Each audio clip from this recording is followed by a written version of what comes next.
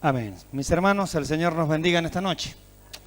Vamos a continuar en nuestro análisis de la carta a los Hebreos y estamos en el capítulo 11 hablando acerca de la fe. La semana pasada vimos indicios de una fe verdadera y dijimos que una fe verdadera es sacrificial, que una fe verdadera es un caminar y que una fe verdadera es excluyente, no admite otra posibilidad, o es por la fe o es por nada. ¿Sí? Esos son los tres elementos que vimos la semana pasada acerca de la fe verdadera.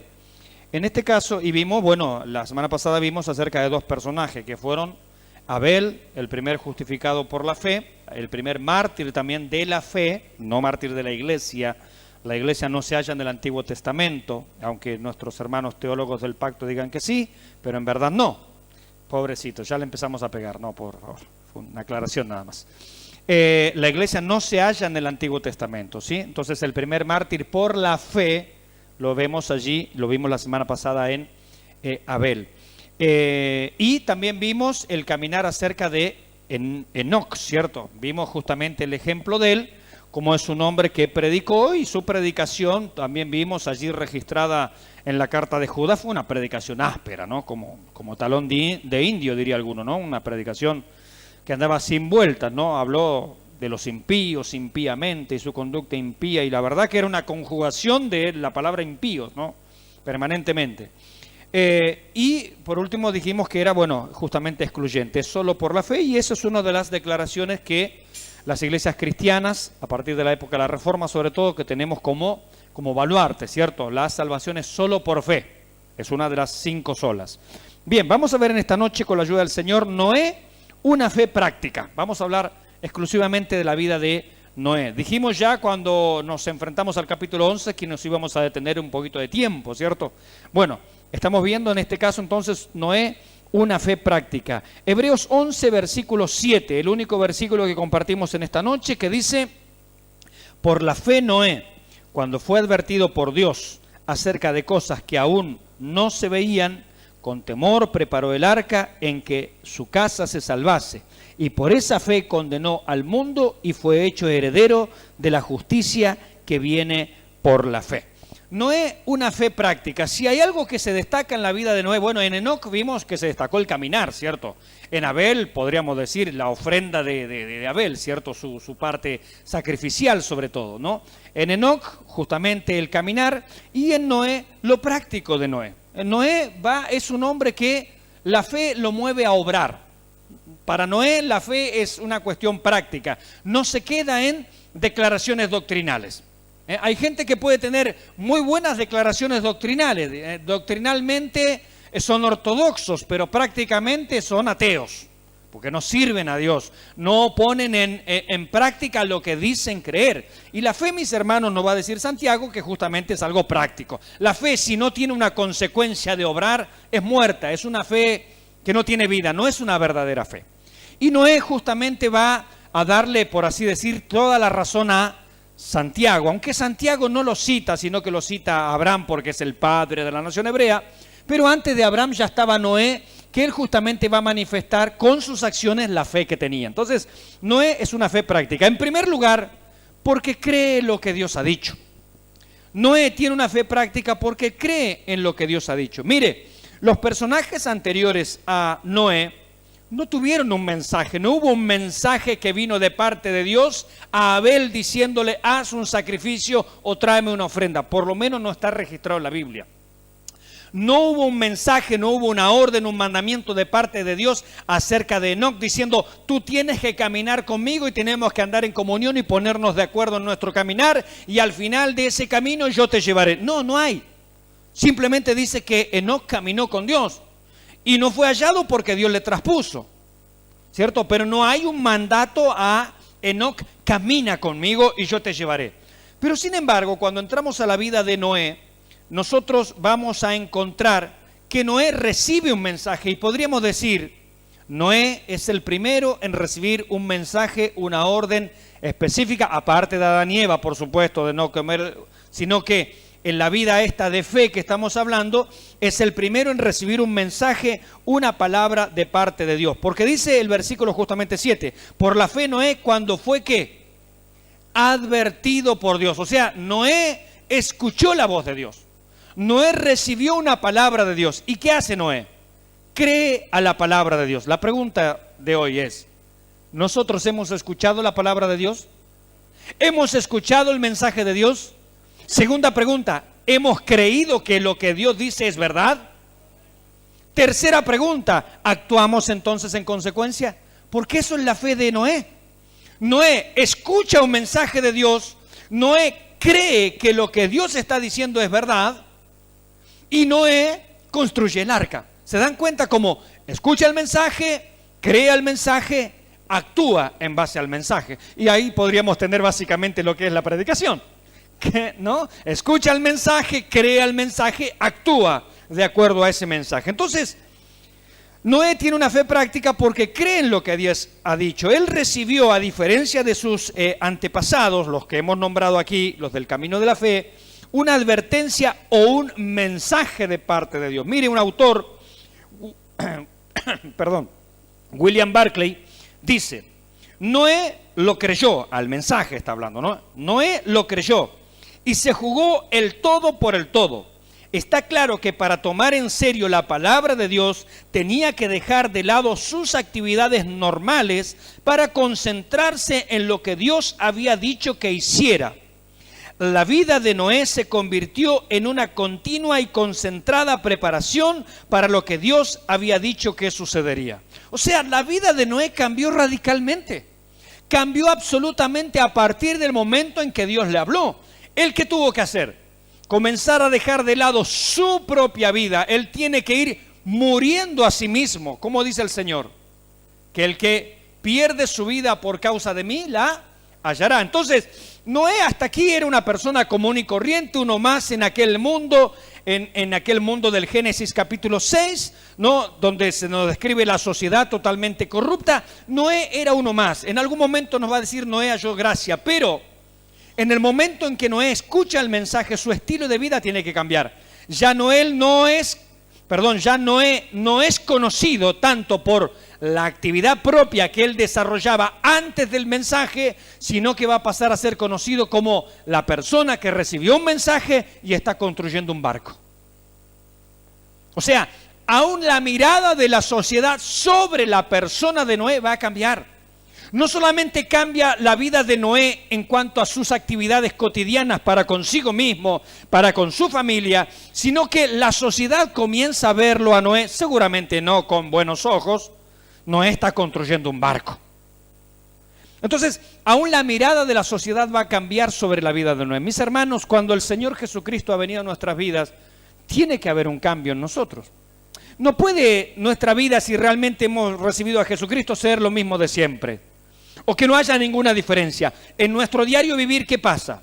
Ahí comencemos por un pequeño cambio. Antes no oraba y ahora estoy orando.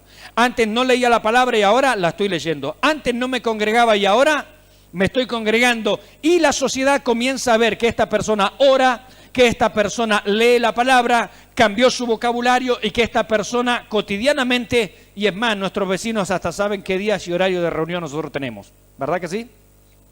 Si no ven a alguno de nosotros de traje y corbata por la calle, ¿qué dicen los vecinos? Hay culto, va para la iglesia. O sea, hasta la mirada de la sociedad cambió sobre la vida de Noé, porque comenzaron a verlo justamente con otros ojos. Miren, mis hermanos, también este autor dice que prestar atención al mensaje lo libró del desastre. Qué importante es esto, ¿no?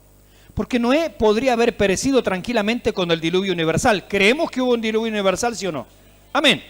Creemos que hubo un diluvio universal, la Biblia así lo atestigua, ¿sí? No somos de la teología liberal. Creemos que el diluvio fue universal. Bien, si Noé no le hubiera prestado atención al mensaje de Dios, ¿qué hubiera pasado con Noé? Hubiera muerto en el diluvio. El diluvio era irremediable por causa del pecado del hombre, ¿verdad? El juicio, mis hermanos, es irremediable sobre esta creación, es irremediable sobre esta sociedad, es irremediable sobre esta tierra. El juicio de Dios viene sí o sí, ¿o no? Amén, el juicio viene sí o sí, mis hermanos.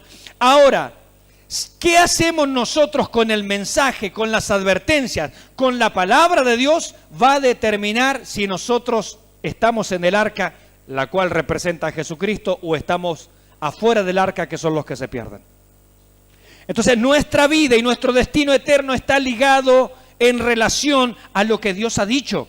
El Señor dijo, estas palabras que yo hablo, que el Señor dice, nos juzgarán en el día postrero. Por estas palabras nosotros seremos salvos, o por estas palabras seremos condenados. Para Noé fue así, mis hermanos. Lo que Dios le dijo, ¿qué le habrá dicho Dios? No creo que el mensaje de Dios haya sido muy largo.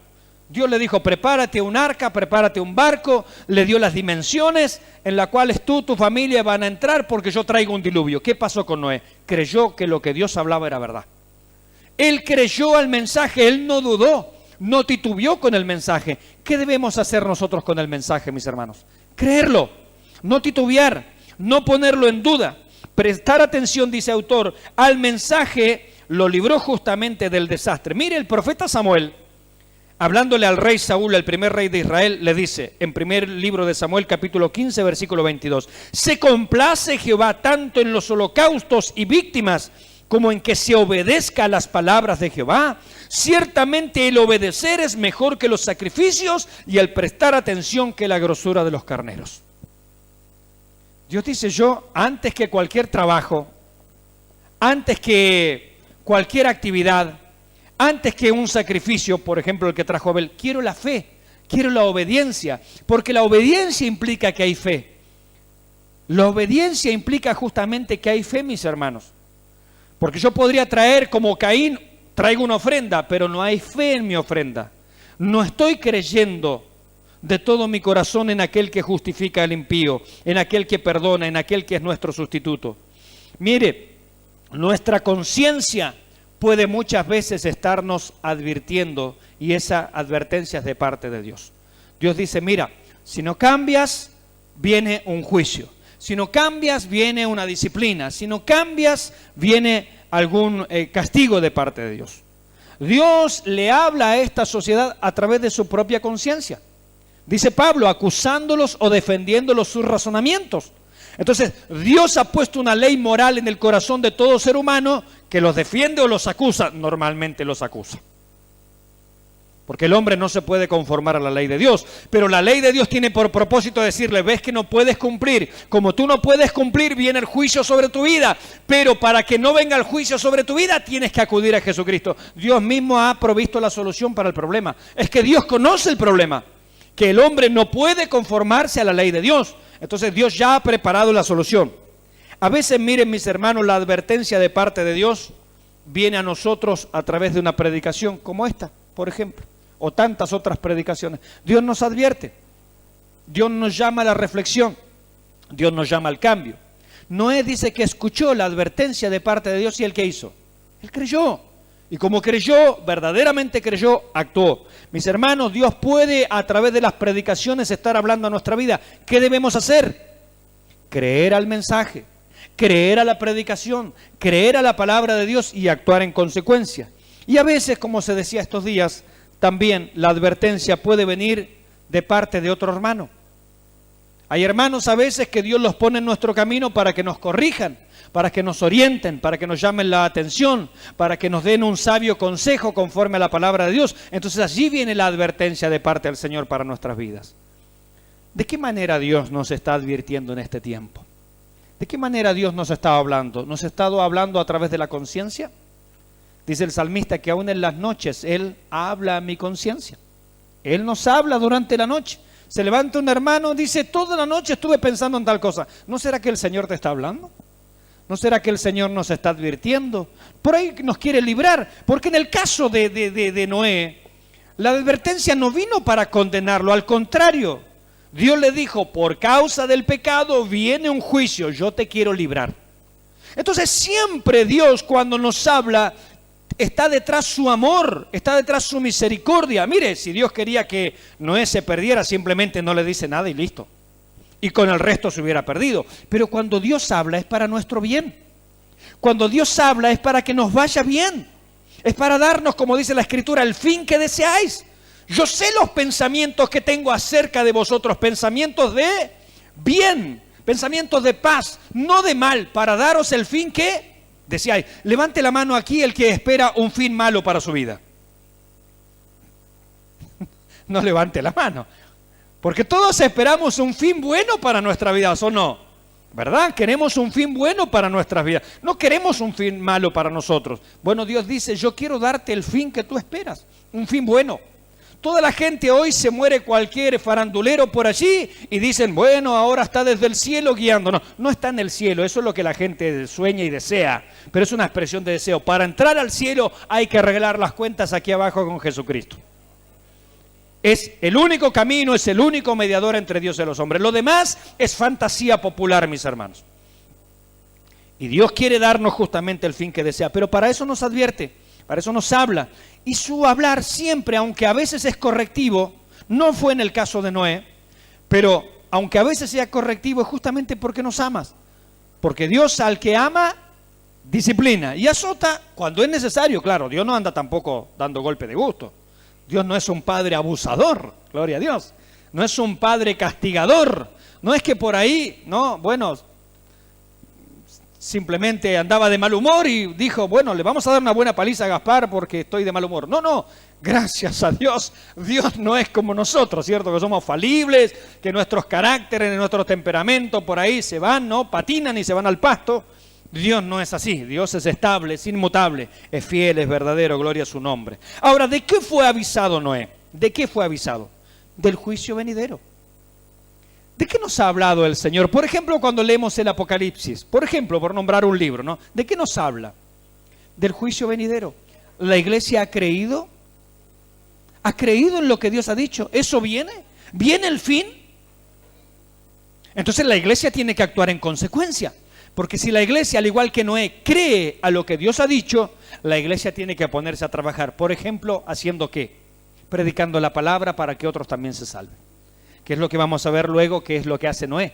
Porque Noé no es simplemente que se dedicó a hacer el arca.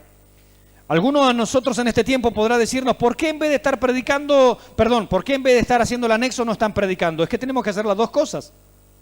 Tenemos que construir el arca, permítanme esa comparación, una comparación media antojadiza, pero permítame esa comparación. Tenemos que hacer el arca y a la vez estar predicando. No podemos no hacer el arca, tenemos que hacer las dos cosas. Noé, vamos a ver que mientras hacía el arca también predicaba.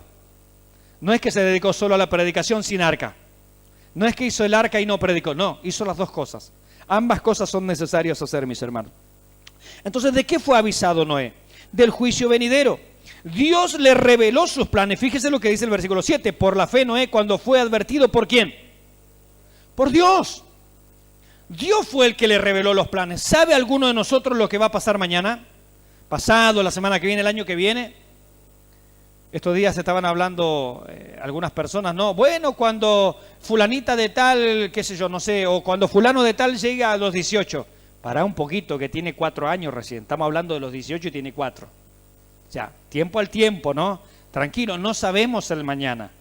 No sabemos el mañana. Podemos imaginarnos, podemos suponer cosas, pero nada más. El mañana está en las manos del Señor.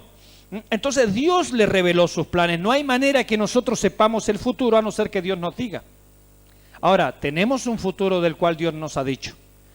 No nos ha dicho los pormenores, eso está claro, pero nos ha dicho que Él estará con nosotros en la angustia, cuando venga la angustia.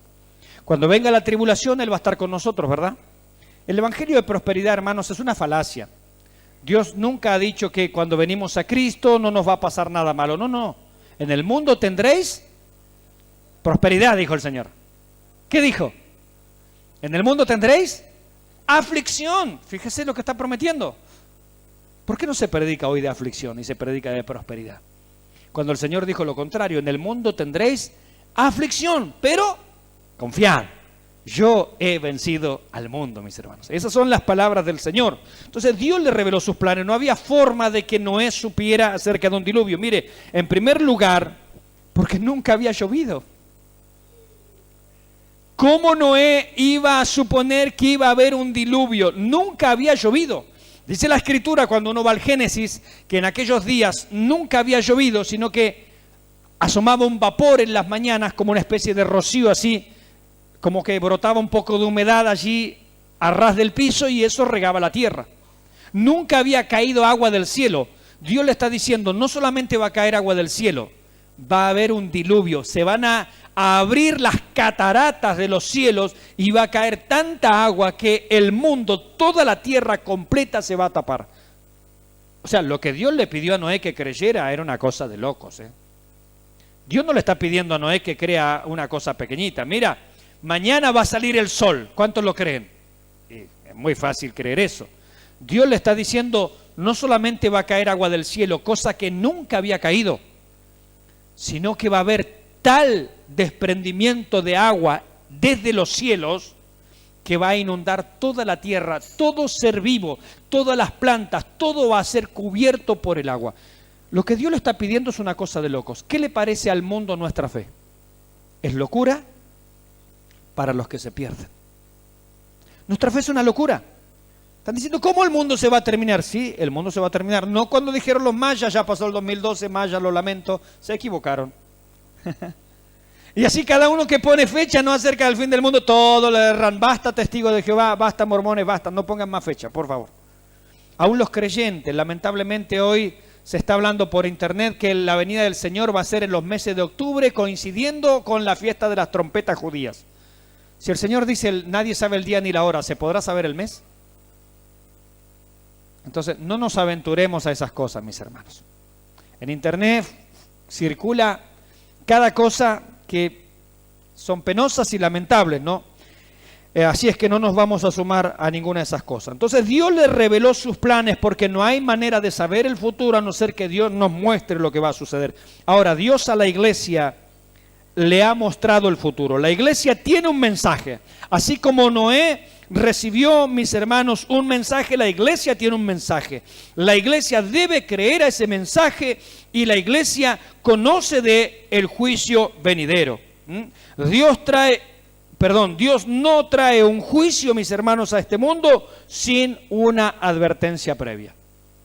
Este mundo no podrá decir, yo no sabía. Este mundo no podrá decir, yo no me enteré, yo no lo supe, no me dijeron.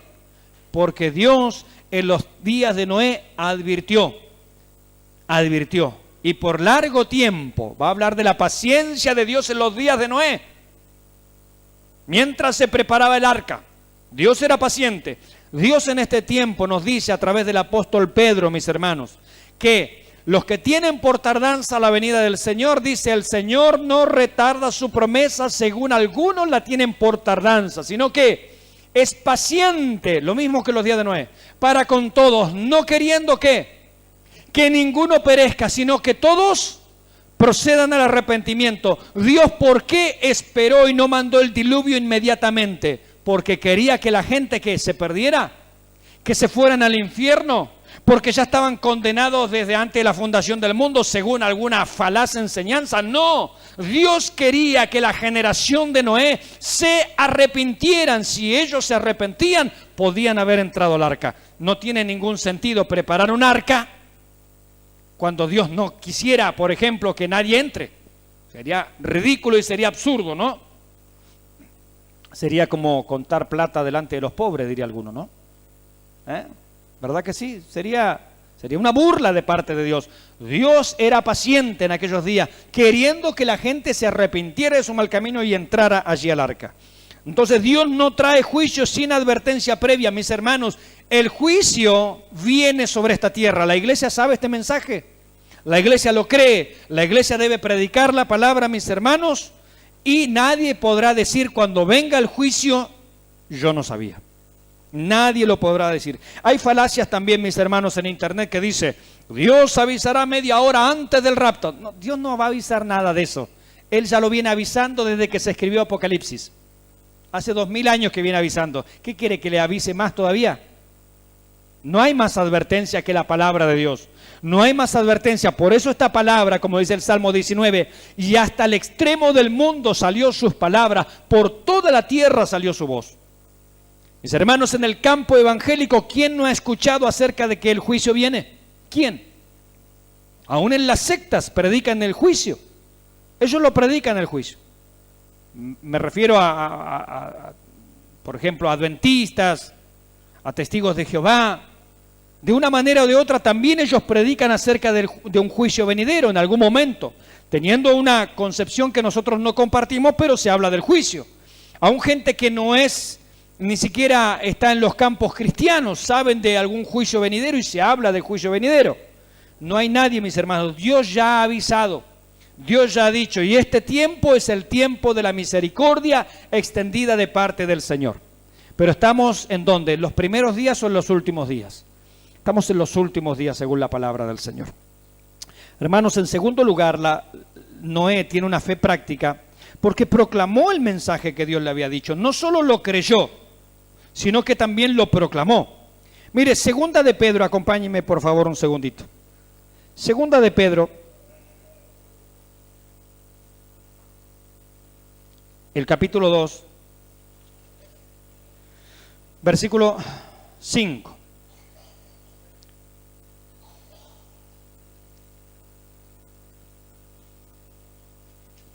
Capítulo 2, versículo 5. Dice, y si no perdonó al mundo antiguo, sino que guardó a Noé, pregonero de justicia con otras 7 personas, trayendo el diluvio sobre el mundo de los impíos. Dice la Escritura allí que Noé fue pregonero de justicia. Y pregonero significa una persona que a viva voz va dando a conocer una noticia, un heraldo, un pregonero. Una persona que proclama por las calles, por su ciudad, una noticia. Noé dice que él fue pregonero de justicia, pregonero del juicio de Dios, pero también pregonero de la misericordia de Dios, porque él seguramente les anunció ese arca, ese barco que se está preparando, aunque no ha llovido nunca, nunca ha caído agua del cielo, pero ese barco que se está preparando es para que ustedes se salven. Él pregonó la justicia de Dios sobre el pecado y pregonó también la justicia que se alcanza por la fe, la justificación por la fe. Mire, él tuvo más de 100 años, se dice entre 100 y 120 años de predicación. ¿Hay espera de parte de Dios? Claro que la hay. Tantos años, la gente pudo ver a Noé preparando el arca, le llevó mucho tiempo lo que estaba haciendo. Pero eso nos habla de la misericordia del Señor. En Génesis capítulo 6, versículo 8 dice que Noé halló gracia ante los ojos de Dios. La gracia que halló Noé fue ofrecida también a sus conciudadanos. ¿Porque acaso Dios no quería que se salven? Claro que quería que se salven. La gracia que halló Noé, gracia significa un favor inmerecido. Dios da un favor inmerecido a Noé. ¿Y cómo lo alcanzó él? Por la fe. Porque él creyó al mensaje de Dios. Ahora, el mismo mensaje que Dios le dio a él, ¿qué hizo Noé con ese mensaje? Lo transmitió a la gente. ¿Por qué la gente no le creyó? Si era lo que Dios había dicho. Era lo mismo. Miren, veamos otro pasaje. Primera de Pedro 3. Unas hojitas anteriores nada más. Primera de Pedro 3, versículos 18 al 20. Porque también Cristo padeció una sola vez por los pecados, el justo por los injustos, para llevarnos a Dios, siendo la verdad muerto en la carne, pero vivificado en espíritu, en el cual también fue y predicó a los espíritus encarcelados, los que en otro tiempo desobedecieron, cuando una vez esperaba la paciencia de Dios en los días de Noé, mientras se preparaba el arca, en la cual pocas personas, es decir, 8, fueron salvadas por agua. Noé, mis hermanos, tuvo un mensaje. El mensaje de Noé, dice aquí la palabra del Señor, era el mensaje de Cristo. Nos dijo anteriormente que fue pregonero de justicia. Él predicó de la justificación por la fe. Él predicó acerca, mis hermanos, del juicio venidero. Él predicó el mensaje que había recibido. Ahora nos dice aquí que en realidad era el Espíritu de Jesucristo hablando a través de Noé. Miren, mis hermanos, cuando uno transmite el mensaje de Dios, ya no es el predicador, es Dios hablando. Puede gustar o no gustar el predicador, pero cuando el predicador dice lo que la Biblia dice, sin añadirle y sin quitarle, eso es palabra de Dios. Y es el mensaje de Dios. La gente tal vez a Noé lo miró diciendo, pero este viejo loco, ¿de qué estará hablando? Puede haberle parecido loco Noé, pero lo que él decía era de parte de Dios. Y dice aquí la Escritura claramente que el Espíritu de Jesucristo, Jesucristo en el Espíritu, fue y predicó a los que perecieron en la época de Noé. Es decir, cuando Noé predicaba, era el Señor Jesucristo a través de su Espíritu que estaba predicando y hablando y advirtiéndoles que se arrepintieran de su mal camino. Hay gente que le va a dar otra interpretación, va a decir que este pasaje enseña que Jesucristo cuando estuvo muerto fue al infierno allí a proclamar que Él había vencido. No, no tiene nada que ver con eso. No tiene nada que ver con eso. Lo que el pasaje está diciendo que el Espíritu de Jesucristo estuvo con Noé predicando a su generación que se arrepintieran, que se volvieran de su mal camino. Y ese es el mensaje que tenemos nosotros también hoy. Es un mensaje de arrepentimiento. Volvernos al Señor, que la sociedad, que la gente, que nuestros familiares, que nuestros parientes, que nuestros vecinos se vuelvan al Señor. Cristo mismo a través de Noé les ofreció la gracia, mis hermanos. La gracia que halló Noé delante de Dios, Jesucristo mismo a través de Noé les ofreció la gracia. Porque ¿qué le estaba ofreciendo? Entren al arca, crean a lo que Dios dice, crean a la palabra de Dios. ¿Qué está diciendo hoy la iglesia? Ese es el mensaje de la iglesia. Esperamos que sea nuestro mensaje, el mensaje que aquí damos. Sé que lamentablemente no en todos los lugares se está dando este mensaje, pero el mensaje del Evangelio, la buena noticia que les compartió Noé es: el fin es irremediable, el juicio es inevitable, pero hay gracia, hay misericordia para el que se arrepiente. Por eso ustedes ven el arca. Eso es lo que le estaba diciendo Noé. Jesucristo mismo a través de Noé les estaba hablando, les estaba comunicando la gracia de Dios, les estaba dando la oportunidad de arrepentimiento. Pero esta gracia, mis hermanos, fue rechazada. ¿Qué pasaría si alguno de esos conciudadanos de Noé hubiera creído el mensaje? ¿Qué pasaría? ¿Hubiera sido salvo? ¿O Dios le hubiera cerrado la puerta? No, era de mentirita, no. Era en broma. Esteban dice en su defensa a los judíos: vosotros siempre resistís al Espíritu Santo. El Espíritu Santo quería convencerlos, el Espíritu Santo quería guiarlos a Cristo, el Espíritu Santo quería que se arrepientan, pero ellos rechazaban el mensaje, ellos resistían a la gracia ofrecida. Dios no estaba bromeando con los fariseos, Dios no estaba bromeando con los habitantes en la época de Noé, Dios no está bromeando con la gente que hoy escucha el mensaje de la palabra de Dios. Dios en verdad, en serio, les está ofreciendo la gracia y la gente lo rechaza, pero el fin, el juicio es inevitable. Y si esta gente que está escuchando el mensaje, que recibe el llamado de parte de Dios, mis hermanos, creyeran el Evangelio, serían salvos. Porque con el corazón se cree para justicia y con la boca se confiesa para salvación.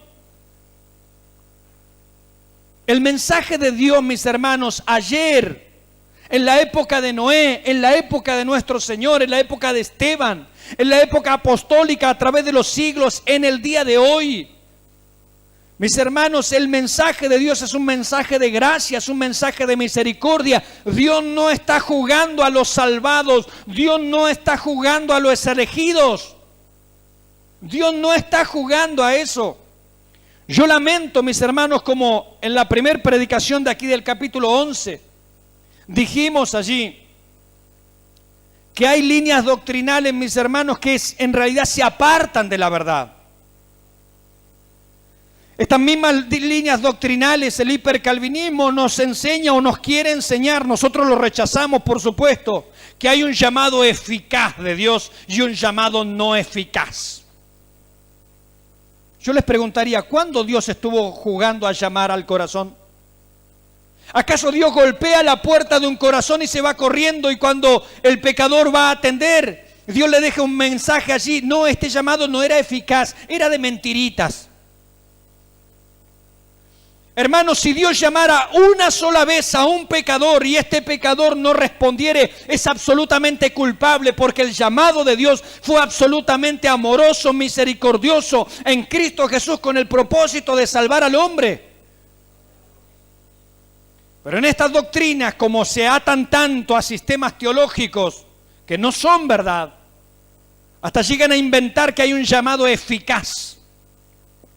No hay tal llamado eficaz. Todos los llamados de Dios tienen por objeto salvar al hombre.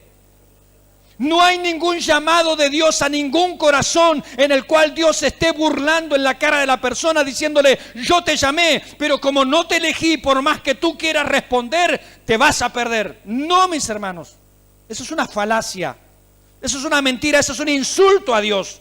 Esa teología es un insulto a Dios. Yo lo quiero decir claro, mis hermanos. Esa teología es un insulto a Dios. No es verdad. Y como ya dijimos también en la primera predicación de Hebreos 11, nosotros no somos arminianos, así que no nos interesa si por criticar eso nos van a decir que somos arminianos. No, no lo somos. Nosotros somos cristianos bíblicos, punto. Seguimos a Jesucristo. Y gloria a Dios por Lutero, por Calvino, por Arminio, por Wesley y por todos los grandes hombres de Dios. Pero fueron esos hombres con muchísimas virtudes y también con algunos defectos. El único indefectuoso, el único impecable es Jesucristo. A Él queremos seguir y honramos la memoria de todos los siervos de Dios a través de la historia del cristianismo. Esa es nuestra postura como iglesia, mis hermanos. No hay tal llamado eficaz o llamado ineficaz. Dios no está jugando a los elegidos. Dios no está jugando al salvado. Dios no está jugando al distraído. ¿Vieron ese juego de los niños, no jugando al distraído? Jugando, al huevo podrido, le dicen. Se lo tira al distraído. Dios no está jugando, tocando timbres, a ver quién se asoma, quién no se asoma. No, mis hermanos. Dios no juega la salvación. De tal manera amó Dios al mundo que ha dado a su Hijo unigénito para que todo aquel que en Él cree no se pierda, mas tenga vida eterna. Dios no quería en la época de Noé que ninguno se perdiera. El Espíritu de Jesucristo estaba a través de Noé diciéndole: vengan al arca. Ese arca representaba por la fe a Jesucristo. El Señor estuvo ofreciendo a esos fariseos como Nicodemo, como José de Arimatea, que también eran fariseos, pero sin embargo llegaron por la fe a la salvación en Jesucristo. Él también quería que Caifás se arrepintiera. Él también quería, mis hermanos, que todo lo que escucharon se arrepintieran, porque no envió Dios a su Hijo a condenar al mundo, sino para que el mundo sea salvo por Él. En la época de Noé fue lo mismo, mis hermanos.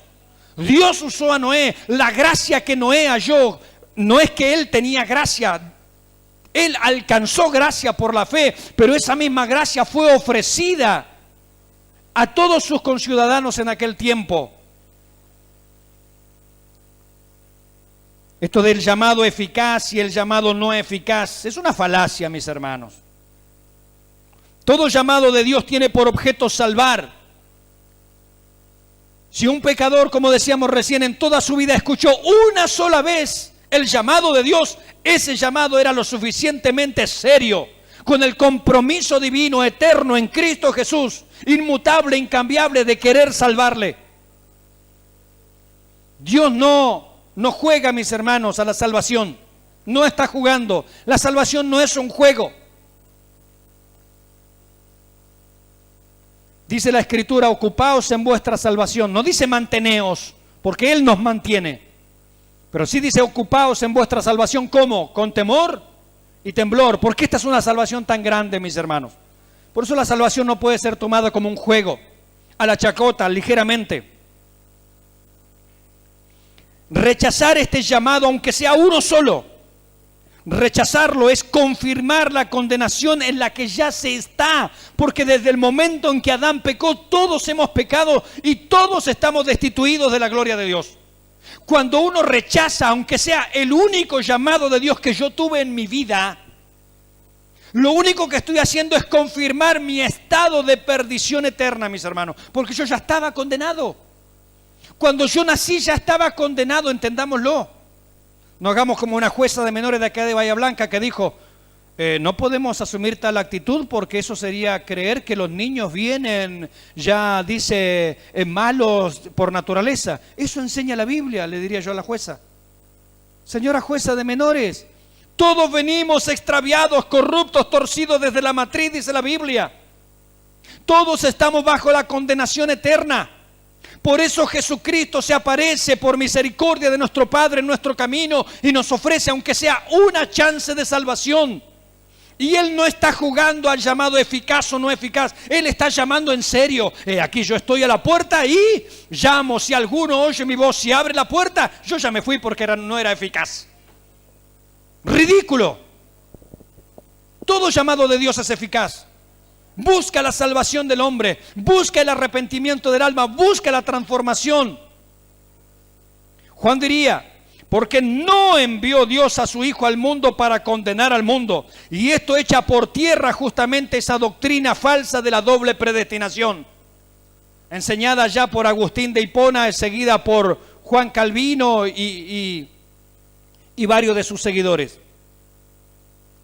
Esta doctrina enseña que Dios, escúcheme bien, esta doctrina, porque esto ya me han preguntado estos días, aún hasta del exterior me han preguntado. Esta doctrina enseña que Dios desde antes de la fundación del mundo eligió los que se van al cielo y los que se van al infierno. Eso es una mentira, quiero decirlo así grandemente. Es una mentira. Agustín de Hipona mintió, no fue bíblico. Juan Calvino mintió y los seguidores de Juan Calvino en el sínodo de Dort mintieron. El tulip es una mentira. Lo quiero decir bien claro, porque después me preguntan por esto. No es que me pregunten aquí en esta iglesia, pero recuerde que lo que nosotros estamos predicando aquí tiene repercusión internacional para la gloria de Dios. Eso es una falacia. Eso es una mentira, mis hermanos. La predestinación tiene que ver con el propósito que Dios tiene aquí con nosotros cuando hemos recibido a Cristo Jesús. Conformarnos a la imagen de su Hijo Jesucristo, predestinados para una herencia. La predestinación no habla de que Dios eligió a algunos para el cielo, otros para el infierno. Eso es no entender la Biblia. Es no entenderla. Es atarse a un sistema teológico falso y mentiroso. Eso no es lo que enseña la Escritura. Juan da por tierra ese sistema porque dice: no envió Dios a su Hijo al mundo para condenar al mundo. No lo envió para condenarlo, sino para que el mundo sea salvo por él.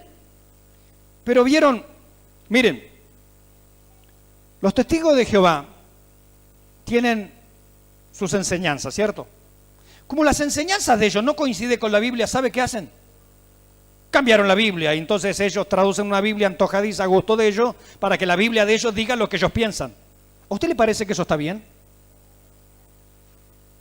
Y al Señor darán cuenta por lo que están haciendo, porque están llevando a millones de personas al infierno, porque ellos les han adulterado la Biblia.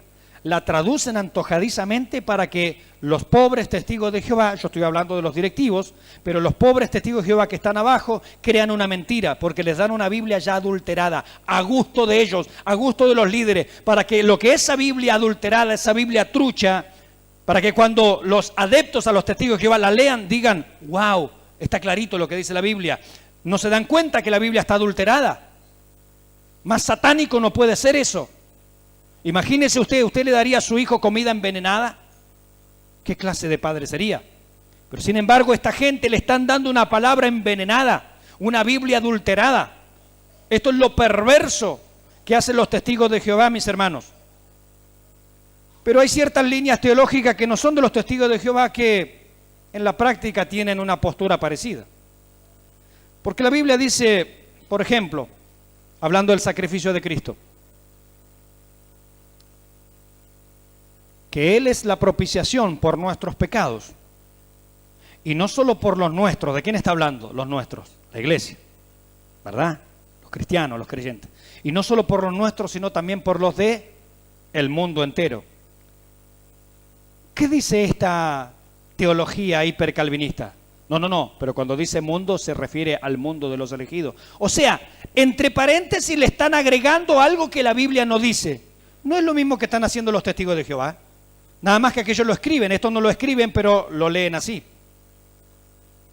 Entonces cuando se habla del mundo, porque de tal manera amó Dios al mundo, y ellos dicen, de los elegidos, pero la Biblia dice a todo el mundo. No, dicen ellos, el mundo de los elegidos. Porque ellos creen que como Dios ya eligió a ciertas personas desde antes de la fundación del mundo para que se vayan al cielo, Jesucristo, ¿para qué va a morir por los que ya eligió Él que se van al infierno? O sea, ¿se da cuenta? ¿Se da cuenta qué mentalidad perversa? Por eso yo lo quiero decir bien claro. Cuando la Biblia dice que Dios amó al mundo, se refiere a todo el mundo, a todas las personas, creyentes, no creyentes, hinduistas, aquellos que nunca van a llevar al Evangelio. Jesucristo los ama, Dios los ama y quiere que sean salvos, que se arrepientan. Ese es el deseo de Dios, no es un mandamiento de Dios, porque Él no obliga a la salvación a nadie, pero es el ofrecimiento de Dios a todo el mundo, a toda la persona, a toda criatura. Venid a mí todos los que estáis trabajados y cargados, yo los haré descansar. Usted se piensa que Él está mintiendo, que Él está jugando, que va a venir alguno diciendo, Señor, yo estoy trabajado y cargado. No, pero tú no eres de los elegidos, así que vete para allá.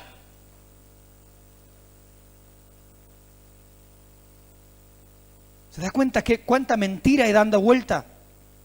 ¿Cuánta falacia?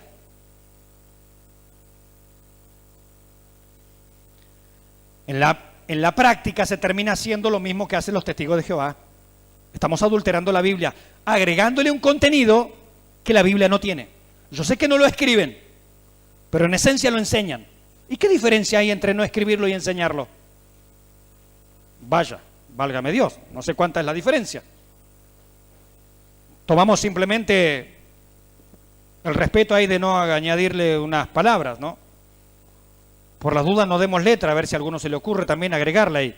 Porque de tal manera amó Dios al mundo, entre paréntesis, de los elegidos, que ha dado a su Hijo único. No demos letra por las dudas. Por las dudas no le demos ideas. Escuchaba estos días a un predicador, Miguel Núñez se llama. Lo escucho y de muy buena gana, es muy buen predicador. Pero otra vez, cuando las personas siguen mucho un sistema teológico, ¿cómo le erran feo, mis hermanos? Como ellos creen que Dios eligió desde antes de la fundación del mundo, algunos para que se vayan al cielo y otros para que se vayan al infierno, eso es una mentira, pero ellos lo creen y ellos lo enseñan. ¿Qué dice? Le hacen un pseudo reportaje, porque si fuera un reportaje de verdad habría una repregunta y no simplemente una exposición. No es un reportaje, es una exposición de que el que les entrevista cree lo mismo. Entonces, ¿cuál es la gracia? No pregunta nada, no le haría ninguna pregunta interesante y no se la hizo, desde luego. Entonces, en una pseudo entrevista le preguntan, ¿cómo es esto, Pastor Núñez, de que Jesucristo no murió por todos y murió solo por los elegidos? Esto que estamos hablando, que es una mentira. Jesucristo murió por todos, pero no todos creen, por eso no todos se salvan. ¿Bien? Entonces le hacen esta pregunta. Fíjense la respuesta. Yo cuando escuché esta respuesta dije, no puede un hombre tan serio, porque es muy serio este pastor, y yo lo respeto mucho y escucho muchas de sus predicaciones. Pero no puede una persona dar una respuesta tan infantil. ¿Saben cuál fue la respuesta? Dice, cuando Jesús murió en la cruz, dice, ya había gente en el infierno. Los que vivieron antes, por ejemplo, muchos de los que vivieron antes ya estaban en el infierno. Entonces, cuando Jesús murió en la cruz, no puede haber muerto por ellos porque ya estaban en el infierno. Yo me quedé pensando, digo, ¿se puede ser tan infantil para tener este argumento? Entonces, si el sacrificio de Cristo se aplica desde el momento de la cruz, entonces Jesús tampoco murió por Jeremías, tampoco murió por David, tampoco murió por Abraham, tampoco murió por Noé, tampoco murió por Abel, tampoco murió por ninguno, porque si el sacrificio de Cristo se aplica desde el momento en que Él murió, entonces los que murieron antes de Él, tampoco Jesucristo murió. O sea, un argumento que se cae solo a pedazos. Y yo no puedo entender que personas tan serias, honestamente, tan serias en la palabra de Dios, en otras áreas, se confundan tanto y den argumentos tan de niños de 8 años. Entonces, en el momento en que Jesús murió, como ya había gente en el infierno, Jesús no pudo haber muerto por ellos. Entonces, tampoco murió por los otros. Porque lo que está haciendo es una aplicación a partir de la cruz. Y todos los que murieron antes de la cruz, y bueno, se perdieron, ninguno era elegido entonces. Ellos dirían, no, es que habían elegido. Entonces, el sacrificio de Cristo tiene un carácter retroactivo. Ah, sí, amén. Los que creyeron en Jesucristo antes de la cruz, lo vieron por la fe.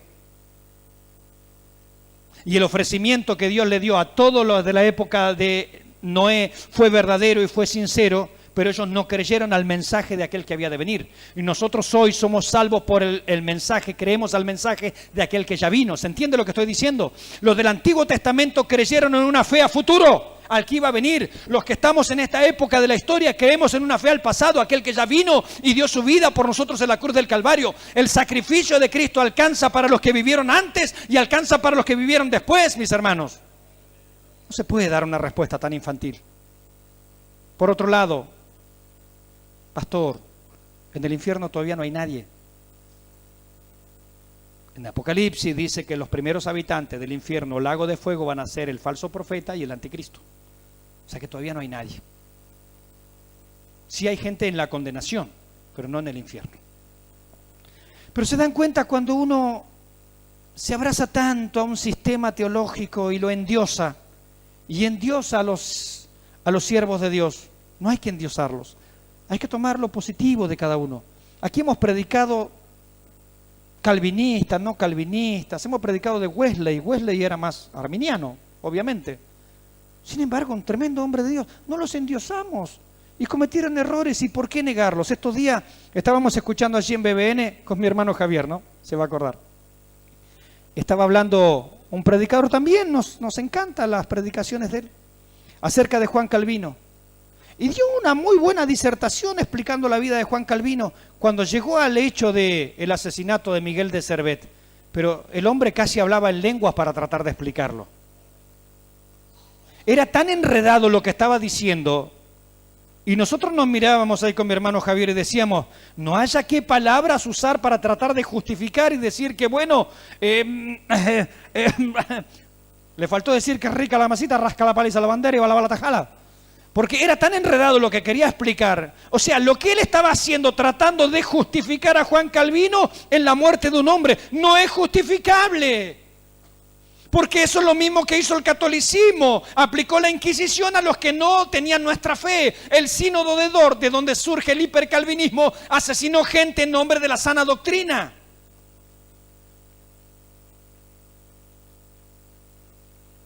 Alguno por ahí me mirará diciendo, ¿qué está hablando el pastor? Bueno, el que lee entienda, dice la Escritura.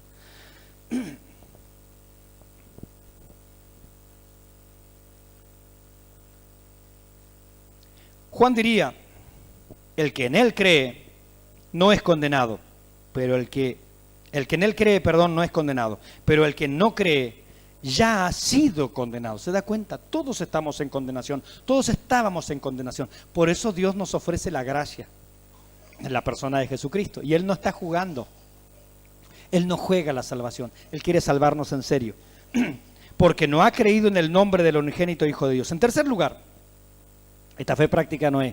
Él trabajó en lo que Dios le había dicho, porque la fe tiene que tener acción, tiene que tener un resultado práctico. Él dice que con temor preparó el arca, con temor. Su obra no fue por cumplir, fue en el temor de Dios. Rairi dice, su temor fue respeto reverencial a Dios o piedad. Él actuó con temor, no dijo, bueno, si Dios lo dice, bueno, está bien, que Él quiere que haga un barco, ya está, vamos a darle el gusto a Dios. No, dice con temor. Él dijo, la que se viene es grande, lo que se viene, si Dios lo dijo es verdad, va a caer agua del cielo, no solamente va a caer agua del cielo, va a caer tanta agua que todo el mundo va a quedar inundado, va a quedar bajo las aguas, toda la gente se va a morir. Él con temor de Dios, con respeto reverencial, construyó esa arca mientras predicaba la palabra. Sin dudar, él afrontó la burla de su fe, mis hermanos. Muchas veces la fe del creyente es una fe del cual la gente, el mundo se burla. Nunca había llovido, el mar estaba lejos. Pero también su obra se basó en la certeza de lo que se espera. Él dijo, lo que viene es cierto, Dios lo dijo, se viene. Santiago diría, la fe sin obras es muerta. No nos conformemos, como decíamos hoy, solo con declaraciones doctrinales. Tenemos que poner manos a la obra.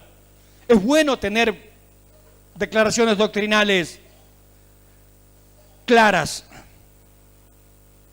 pero es mejor llevarlas a la práctica. No es bienaventurado el que oye la palabra de Dios, sino el que la hace. No nos podemos quedar con el oír. Ese trabajo también, mis hermanos, gloria al Señor, lo hizo por su familia. Dios sabía de antemano quiénes entrarían. Él le dice en Génesis 6:18, mire lo que le dice a Noé.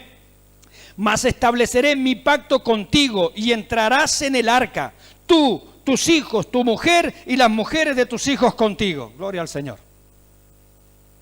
Lo que Dios quiere hacer, también quiere salvar a nuestra familia. ¿Sabe por qué? Porque Él es el creador de la familia. Y eso va para los LGTBI. X, Y y Z, alfa, beta, gamma, delta. Y después seguimos con el alfabeto griego, Aleph, Bet, Gimel, Dalet. Y así hasta el infinito, porque quieren estirar los géneros hasta un degeneramiento. Dios quiere salvar a la familia porque Él es el creador de la familia, Él es el creador del matrimonio, un hombre y una mujer. No hay ninguna otra clase de matrimonio, solo un hombre y una mujer. Y la familia es mamá, papá, hijos e hijas. Nada de hijes. Hijos o hijas. XX o XY. No hay un XW40. Hay W40, pero es aceite que venden en la ferretería nada más. XW40 no existe, hermanos. XX o XY. Y si no hacemos un análisis de ADN, el ADN no miente. Gloria al Señor. Dios quería salvar a la familia.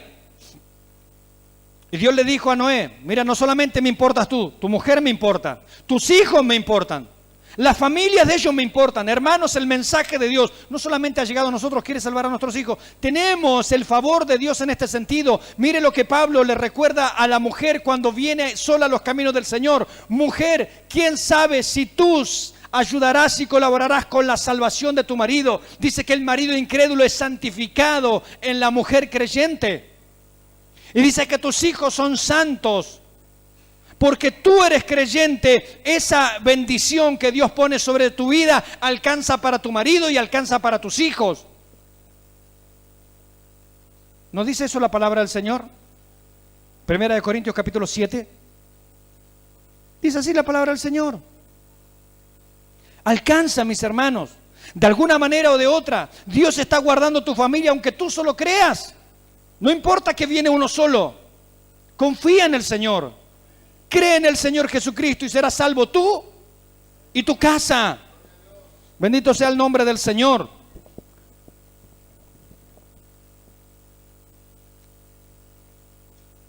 Dios le ofreció salvación genuina y sincera a todos los trabajados y cargados. Ahí había una responsabilidad humana. Y también Dios le dijo a Noé, a su mujer y a sus hijos y a sus nueras, ustedes van a entrar. Allí está la soberanía divina. Ambas cosas enseña la Escritura. Y esa es nuestra postura. Dios es soberano. Nunca hemos discutido la soberanía de Dios. Pero el hombre es responsable delante de Dios. Y Dios sincera y genuinamente y amorosamente le ofrece la salvación en Cristo Jesús. Y el hombre tiene que decidir. Y si no decide, él ya está en la condenación. Y simplemente sigue su curso. Bendito sea el nombre del Señor. Dios está interesado, mis hermanos, en salvar la familia y no solo a nosotros. Y en cuarto último lugar, que la fe práctica de Noé condenó al mundo por sus dichos. Sabemos que lo que Noé dijo era lo que Dios dijo. Él fue fiel al mensaje recibido, no lo adulteró. Como le diría Pablo a Tito, ¿no? Hablando de los ancianos, de los obispos, retenedor de la palabra, fiel, tal como ha sido enseñada. Nosotros, tal como hemos recibido la palabra, tenemos que transmitirla, mis hermanos. Así, tal cual. Por eso insistimos tanto en el estudio bíblico en esta iglesia. ¿Por qué tanto estudio bíblico? Porque tenemos que entregarla tal cual ella es. Por eso tenemos que ser minuciosos, tenemos que tener un corte quirúrgico con la palabra. No errarle, no añadirle, no quitarle, mis hermanos. La palabra con objeto salvífico terminó siendo condenatorio para aquella generación. Dios envió esa palabra a través de Noé con el propósito de salvar a aquella generación. Sin embargo, aquella generación terminó siendo condenada. ¿Por qué? Por falta de fe. Por la fe se alcanza la salvación en Cristo Jesús, mis hermanos. Por la fe aquella gente, al igual que Noé, podía alcanzar la salvación. Aunque la gracia fue ofrecida por el Espíritu de Cristo a través de Noé, El mundo, mis hermanos, es que se siente cómodo con los impíos. Juan 3:19 dice que los hombres amaron más las tinieblas que la luz porque sus obras eran malas. El impío se siente cómodo con el impío. Arrímele la luz y no va a querer, mis hermanos, lamentablemente. Pero no porque Dios los esté condenando allí. Dios los quiere sacar de la condenación en que ya están.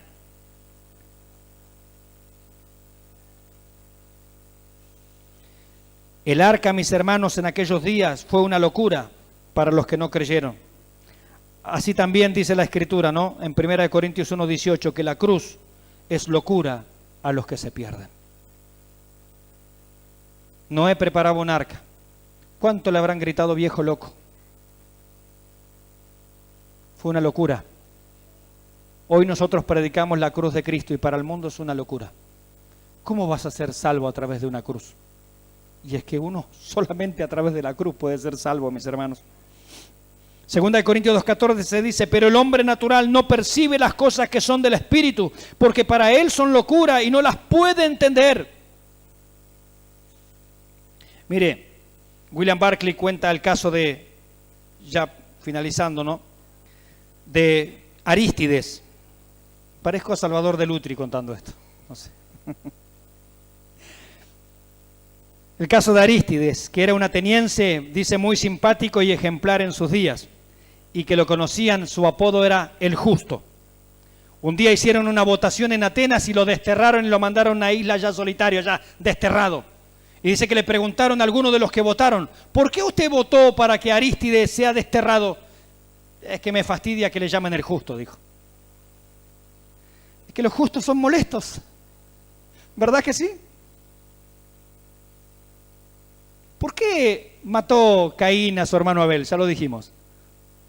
Porque las obras de Abel eran justas y las de Caín eran malas. Y él no le caía bien. El justo, hermanos, el justo no cae bien en esta sociedad. No cae bien en este mundo. Es una molestia, es una plaga. Él fue hecho heredero de la justicia que viene por la fe, mis hermanos. Hoy la iglesia es un fastidio a estas comunidades LGTBI de ideología de género. Es un fastidio, es una molestia. Y cada vez que hay alguna actividad de estos grupos, ¿de quién se acuerdan? De la iglesia y de todos sus integrantes, sean católicos, evangélicos. ¿Por qué? Porque la iglesia es una molestia para los que aman la oscuridad, para los que aman el pecado, para los que están enredados en la más miserable condición, mis hermanos. Pero la gracia de Dios les es ofrecida igualmente en Cristo Jesús. Si ellos creyeran, como Corintios, dice Pablo, cuando habla de afeminados y de todas estas cosas, le dice a los Corintios en el capítulo 6, y muchos de estos erais vosotros, pero ya habéis sido limpiados, ya habéis sido comprados, ya habéis sido santificados a precio de sangre. Hermanos, aún para estas personas que han decidido vivir en la oscuridad, en el pecado y revolcarse y deleitarse en él, para aún ellos también hay misericordia gratuita a los pies de la cruz del Calvario. La gloria sea el nombre del Señor. Hermanos, que nuestra fe sea una fe práctica. No nos quedemos simplemente en declaraciones. Nuestra fe tiene que creer en lo que Dios ha dicho, proclamar lo que Dios ha dicho, trabajar en lo que Dios ha dicho, y esta fe lamentablemente será condenatoria para muchos, pero también servirá para la salvación de otros tantos para la gloria del Señor.